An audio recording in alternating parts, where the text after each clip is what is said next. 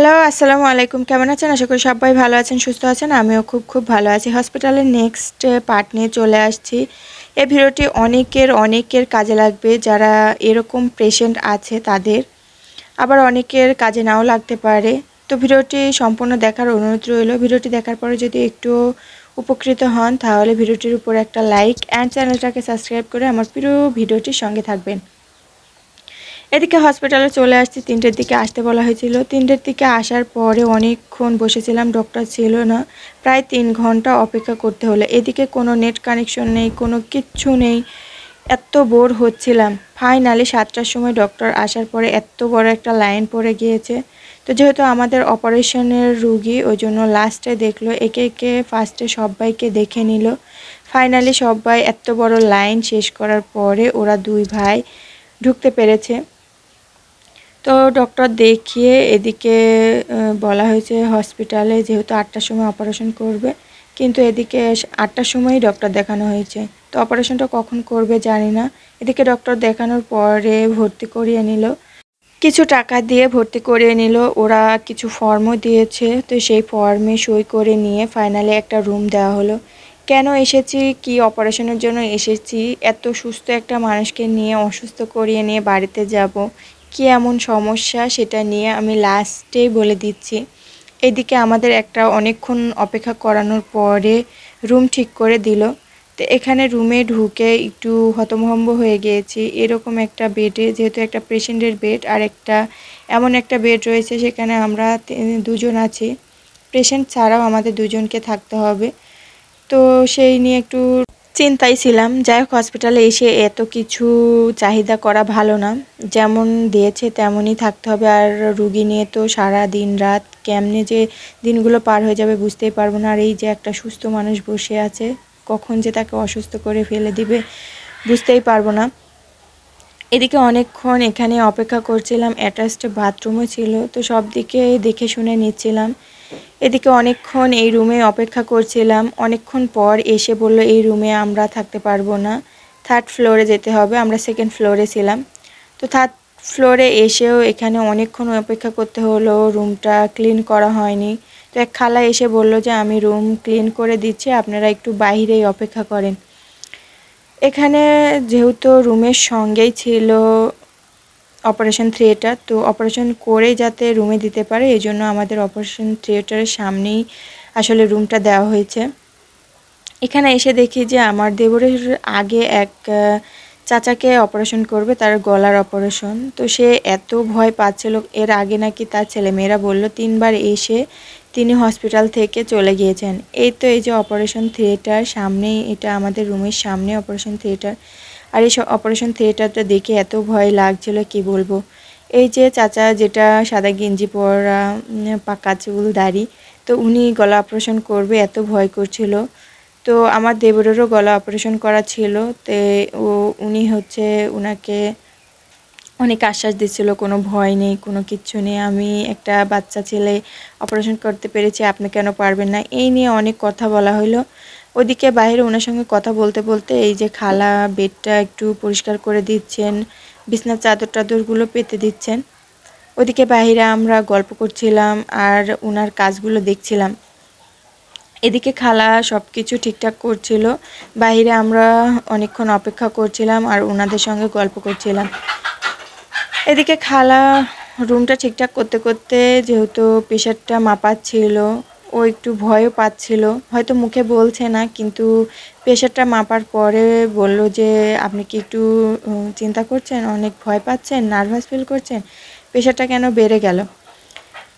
তো এদিকে ওর প্রেশারটা মাপার পরে চলে আসলাম। এই রুমটা অনেক ভালো ছিল, আমাদের জন্য খুব ভালো ছিল। আমরা এই সোফাতেই থাকতে পারবো একজন, আবার পাশে একটা বেডও ছিল, পেশেন্ট বেড বাদেও একটা বেড ছিল। তো পেশেন্ট থাকা সত্ত্বেও আরেকটা বেডে আমরা থাকতে পারবো, কিন্তু 2জন ওই বেডে থাকা সম্ভব না, কারণ বেডটা একটু ভাঙা ছিল। তারপরও আমরা 2জন তো একটু হুষ্টফুষ্ট, তো তার জন্য 2জন থাকা সম্ভব নয়। তো আমরা একটু খুঁজে ফিরে দেখলাম যে একটু বেডটা ভাঙা ছিল, অনেক ভয়ও পাচ্ছিলাম। এদিকে নার্সরা এসে বলল প্যান্ট পরে নাকি হচ্ছে অপারেশন থিয়েটারে যাওয়া যাবে না। তো ও বলল যে হচ্ছে আমি গলা অপারেশন করেছিলাম, প্যান্ট পরে তো করেছিলাম। তো বললো না, একটু লুঙ্গি পরে নিলে ভালো হয়। তো চেঞ্জ করে আমিও করে নিলাম, ওর ভাইও করে নিল, বোরখাটা চেঞ্জ করে নিলাম, নিয়ে এখানে গল্প করছিলাম। আর এদিকে দেবর মায়ের সঙ্গে কথা বলতেছিল, যেহেতু লাস্টবার কথা বলছিল।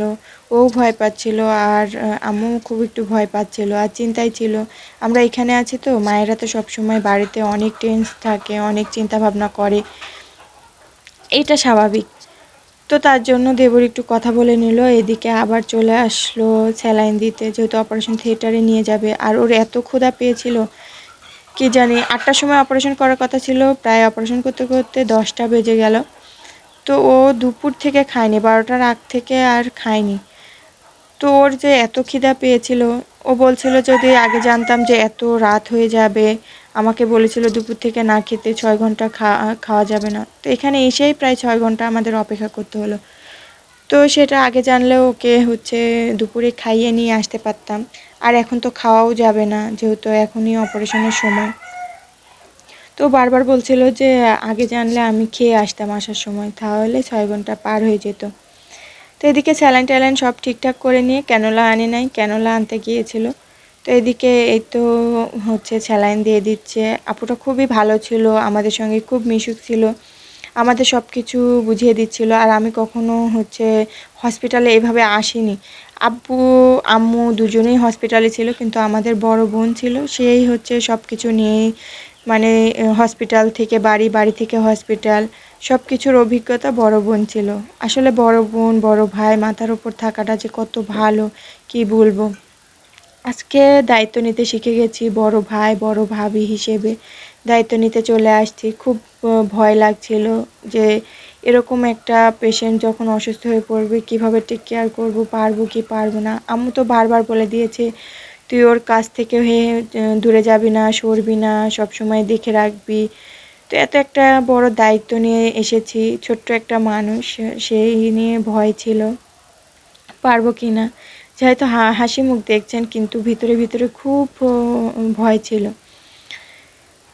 তো ও বলছিল যে আমি ভয় পাচ্ছি না, আপনারা কেন ভয় পাচ্ছেন, কি বিষয়ে আপনি কেন ভয় পাচ্ছেন, আমি তো এর আগে অপারেশন করেছি। তো ওর অপারেশনটা কী নিয়ে সেটা আমি বলছি। ওর অপারেশনটা হচ্ছে ওর নাকের হাড় বেড়ে আছে, প্লাস ওর পলিপাস, এই হচ্ছে এর জন্য অপারেশন করা। তো যেহেতু নিঃশ্বাস নিতে পারবে না, কত কষ্ট হবে কি হবে, এই নিয়ে আরও ভয় পাচ্ছিলাম। এদিকে ওর মোবাইলটা আমার কাছে দিয়ে দিয়েছে, ওর মোবাইলে পাসওয়ার্ড দেওয়া ছিল।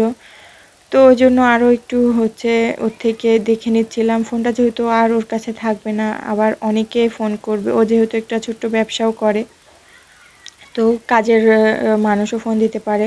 তো ওর ফোনে অনেক জায়গায় অনেকভাবে লক করে রাখা, ওটা একটু দেখে নিচ্ছিলাম। তো বারবার ওকে দেখিয়ে নিচ্ছিলাম, ও হাত নড়াচ্ছিল। তো আবার ভয় পাচ্ছিলাম স্যালাইনটা আবার যেতে যেতে বন্ধ না হয়ে যায়, বকাবকি করবে। এদিকে ওর স্যালাইনটা দেওয়া হয়ে গিয়েছে, এদিকে প্রায় 9টা বেজে গিয়েছে, 9টা সাড়ে 9টা বেজে গিয়েছে।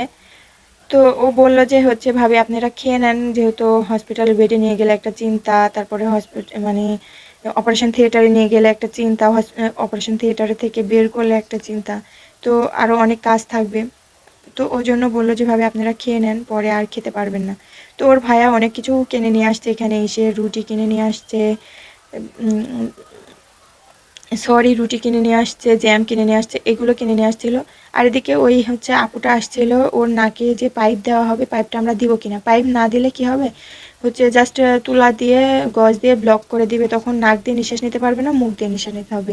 আর যে পাইপটা দেখাতে আসছিল ওটা 1000 টাকা নাকি দাম, তো ওটা নিলে পারে কি হবে, ওই গজের মাঝখান দিয়ে পাইপটা দিয়ে দিলে ওই পাইপ দিয়ে হালকা নিঃশ্বাস নিতে পারবে। তো বললাম এত কষ্ট কেন করাবো, হচ্ছে কিছু টাকারই তো ব্যাপার। তাহলে আমরা বললাম যে ঠিক আছে আপনারা দিয়ে দিতে পারেন, কোনো সমস্যা নাই। তো ওই জন্য উনি দেখাতে আসছিল আসলে কী ধরনের পাইপ। তো ওই পাইপটা দেখিয়ে নিয়ে চলে গেল। আর উনি এত মিশুক হয়ে গিয়েছিলেন, আমাদের বাড়িতে তো কবুতর আছে, তো হচ্ছে ইয়ে ইনজেকশন যেগুলো দেওয়া হয় না, ইনজেকশনগুলো হচ্ছে কিছু পেলে যেগুলো দেওয়া হয়েছে দেবরকে, ওইগুলো চেয়েছিলাম, যে হচ্ছে বাড়িতে কবুতর আছে যেহেতু খাওয়াতে হয়, ইনজেকশন দিয়ে ওষুধ কিছু মেপে মেপে দিতে হয়। তো ওনার থেকে চাওয়াতে উনি প্রায় 10-12টার মতো ইনজেকশন, ভালো ইনটেক ইনজেকশন হচ্ছে নিয়ে এসে দিয়েছে। তো উনি এত ভালো আর এত মিশুক, কি বলবো, সবাই এখানকার নার্সগুলো খুবই ভালো, খুবই মিশুক। এদিকে আমাদের প্রায় খাওয়া দাওয়া কমপ্লিট করে এদিকে যে এত একটা ভালো কাজ হয়ে গিয়েছিল, আমরা হচ্ছে টিস্যু নিয়ে আসছিলাম। টিস্যুটা যে এভাবে কাজে লেগে যাবে একটু লাস্ট পর্যন্ত দেখলেই হয়তো বুঝতে পারবেন যে টিস্যুটা এত কাজে লাগার কারণ কি। এদিকে চলে আসছে ওকে নিতে, ও একটু বললো যে আমি একটু হচ্ছে বাথরুমে যাব, তো ওকে অপারেশনের আগে বাথরুমটা ওর ভাইয়া নিয়ে গিয়ে নিয়ে আসলো। এদিকে নিয়ে চলে গেল, এত ভয়, হাত পা এত কাঁপছিল যে কি হবে না হবে। ও এদিকে কোনো ভয়ই নেই, চলে গেল অনায়াসে। ওর ভাইও মানে পিছন পিছন গেল, কিন্তু ওকে দেখতে দেয়নি। হচ্ছে যেহেতু আত্মীয়দের দেখা খুব ডিফিকাল্ট, সবাই ভয় করে, অনেক আপসেট হয়ে পড়ে, তো পরে আর ঢুকতে দেয়নি, ভিতর থেকে বের করে দিয়েছিল। এদিকে অপারেশন থিয়েটারে তো ঢুকিয়ে নিল, আমাদের হাত পা এত ঠান্ডা হয়ে যাচ্ছিল। প্রায় 45 মিনিট হচ্ছে অপারেশন থিয়েটারে ছিল। তো এই অপারেশন থিয়েটারের পরে কি করছে না করছে এই নিয়ে কিন্তু নেক্সট পার্ট আসছে। তো সবাই আমাদের সঙ্গে থাকবেন, দোয়া রাখবেন। আল্লাহ হাফেজ।